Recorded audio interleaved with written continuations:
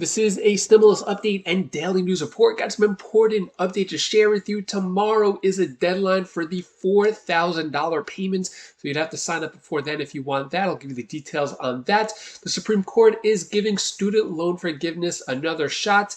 And great news for retirees. 2 reasons your Social Security check could be bigger in 2023.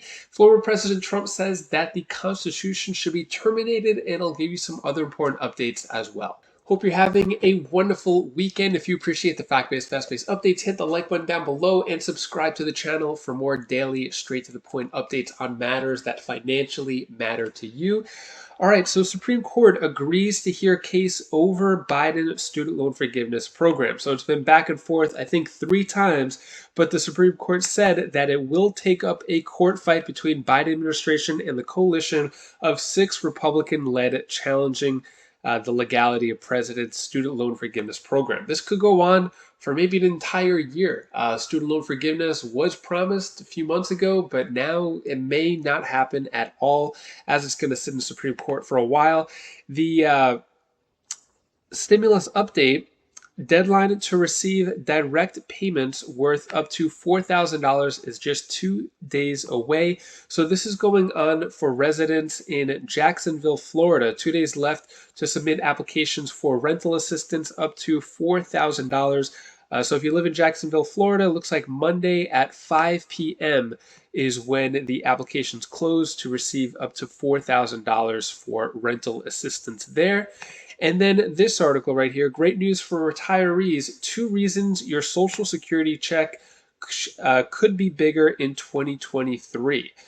So what it's saying here is runaway inflation has been an obstacle for many retired Americans this year, but changes to Social Security and Medicare could provide a little more financial security next year. So what's going on here? Basically, we all know this one.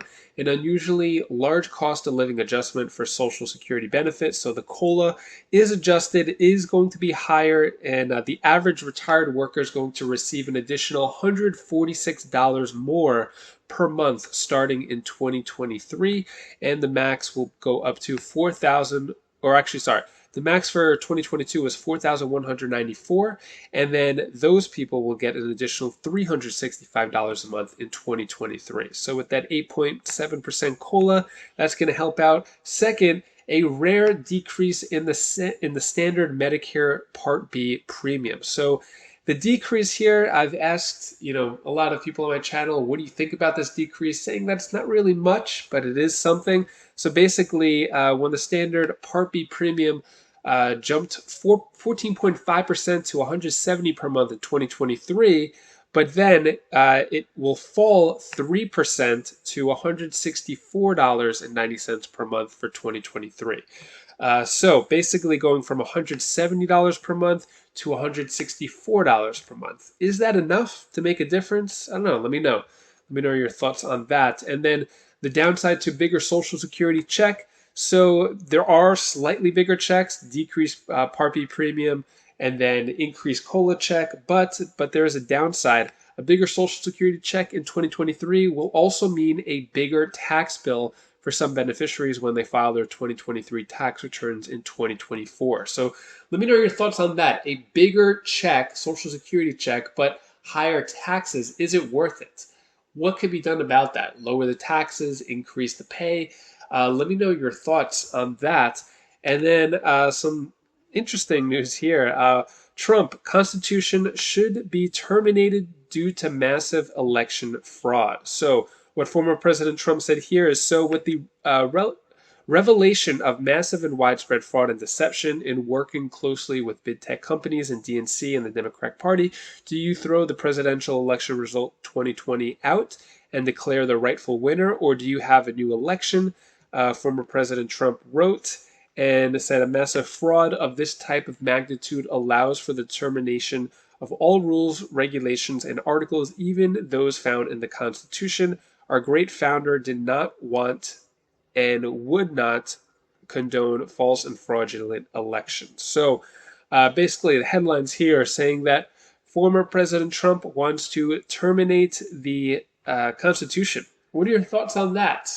Free speech? Can he say what he wants? Do you agree with him? Disagree with him? Let me know your thoughts on that.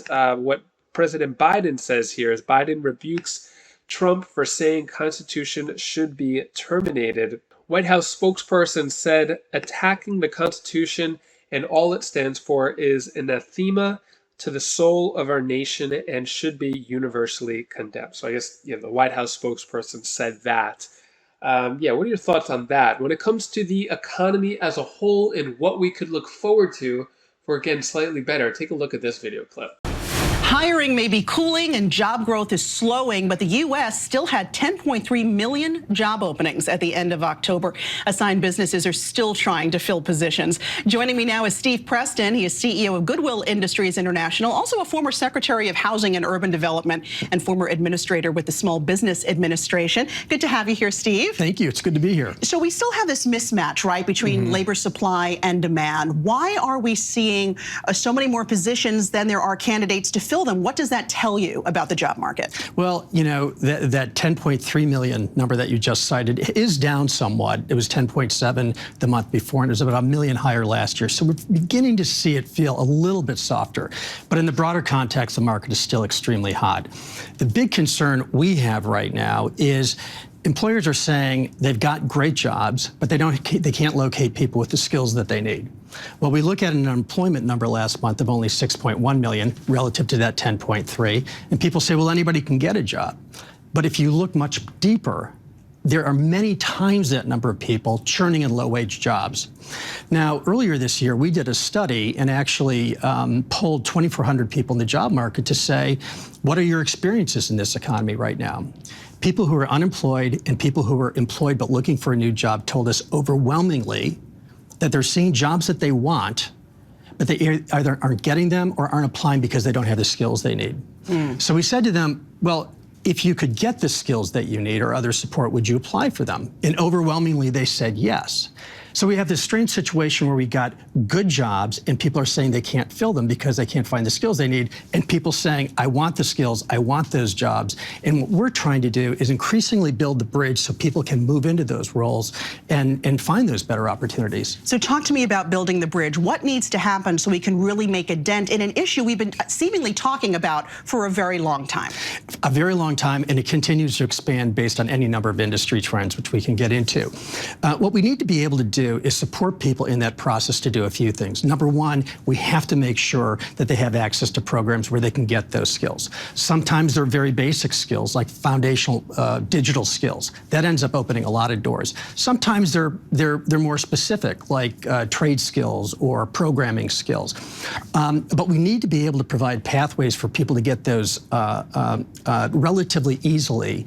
And then we also need to ensure that people have the support throughout that process so they can complete those programs. Increasingly, what we see is people who are looking to move forward in life have other challenges, maybe childcare or transportation to get to training classes or other things. And so it's often those secondary issues that cause people to kind of drop out of the process. But if we can help them throughout the entire process to get to the other end and they land that better job, it's so worth it for them. It's so worth it for our corporations. And then often, when people get to that point, they see the opportunities, they see additional training opportunities, and they're not just in a better job, but they're on a much better trajectory. Where is the disconnect? Are companies not training workers? Are people not getting the foundational education they need? Are people not understanding that there are resources out there and where to get this? So a lot of companies have been expanding the training resources that they have, but they're focusing mostly on their existing employees. And that's very important because existing jobs are becoming much more sophisticated. So we're saying the same job 5 years ago today has potentially much higher requirements in terms of technology competencies or whatever. But the big issue really is at the front end. It's ensuring people have the ability to compete for those jobs, to even take place in those training programs. So often it's people not understanding the access. Often people don't understand where to go or what they need. And so what we try to do is ensure that when people come to us, We work with them, we assess their skills, we assess where they are in life, we help them understand what's available for them, and then we work with them throughout that journey to get it. But it's a number of factors, and it really depends on the kinds of jobs we're talking about. Give us a quick example of what you see on the ground there at Goodwill. I mean, you work with lots and lots of people, sometimes single moms who could be dealing with childcare issues, but yet they've been placed in companies like Accenture and Google. How does that happen? Exactly. So, you know, those two examples that you just mentioned, I can think of, two single moms who are homeless with their children. And when we talked to them now in retrospect, what they told us is we didn't know where to go. We didn't know what we needed. We didn't know what the possibilities are. And they were referred to Goodwill, or they found us through other channels. And when we worked with them to say, here are the possibilities for you, let's talk about what you need to do to be able to compete for them. And what people need to do is kind of get to that point where they say, I'm willing to invest in myself. And what we do is we provide them with what they need in terms of the skills and the classes. And what we often provide them is a person who's a career navigator or a career coach who can walk with them through that journey. We live in a digital world. We sort of assume that anybody can get on their computer and take a class and do what they need to kind of improve their opportunities. But many of the people we serve, A, don't have access, don't have that foundational knowledge, and also just don't know how to navigate the system. We should also mention that is a free service, that Goodwill free is services, for sure, yeah. Last question, Fed Chair Powell talking about the job market still needing to cool off more in order to get inflation down to that 2% level, which is where they want to see it. What's your outlook for unemployment next year? How high might we see the unemployment rate go? Well, I've seen recent indications that we could see 4.5%, potentially even 5%. I'm not an economist. I sort of, try to scan the whole environment. It's interesting that the Fed chair is tying a lot of their work or their actions to the labor market. We're certainly hoping that that unemployment doesn't spike too high. However, what I would say is there's a lot of opportunity yet in the labor market, given that mismatch between unemployment and unfilled jobs, before we have a real problem. All right, we're going to leave it there. Steve Preston, CEO of Goodwill. What are your thoughts there? Are things going to get slightly better? Job market getting a little bit better, but everything moving still too slow.